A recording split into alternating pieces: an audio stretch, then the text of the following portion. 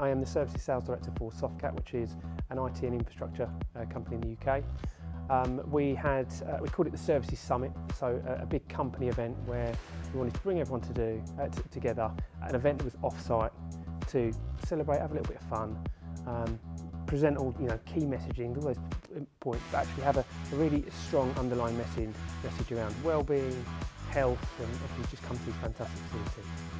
So Softcat is famous for our culture. Okay, so you can see the groups. They're very young, they're very energetic, but culture is something that can go out of fashion quite quick, and especially with hybrid working, the pressures that put on mental health and again well-being. I think that's probably one of the happy accidents that I think that come out of COVID.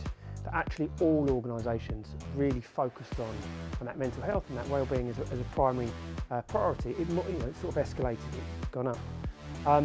So again, just coming outside and not talking about the work stuff and having a couple of breakout sessions which are just about supercharging your productivity and motivation and psychology, which is so important to be able to go and turn up to work with the right well-being and sort of productivity. So as a team structure, we had lots of new changes as an organisation.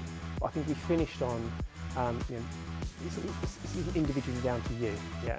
And that preparation comes from, again, mental health, well-being, preparation, but the content that was delivered by some of the breakout sessions afterwards, absolutely top drawer, and someone that I'd like to think I know some of the stuff about this stuff, even I learnt some stuff.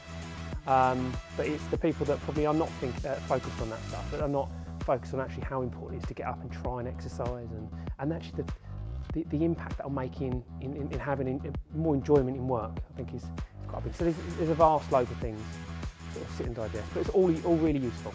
So I've been talking to Jake, beginning of COVID actually, and I think it's just fascinating what he's doing around, again, taking what they do as a profession, helping sports, and then trying to apply that back into the corporate world. I find that fascinating. So I followed that journey quite along, and I've always wanted to kind of, not only do I think that message lands particularly well, because I said about the sort of hybrid working and COVID, I really like those stories when they're so incredibly passionate about this stuff.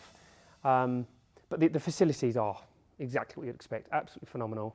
We had a lecture theatre which was top drawer, the quality sort of support and AV to make sure everything went seamlessly. And I mean, I'm struggling to find a thing that we would sort of critique for next time, but yeah, absolutely top drawer.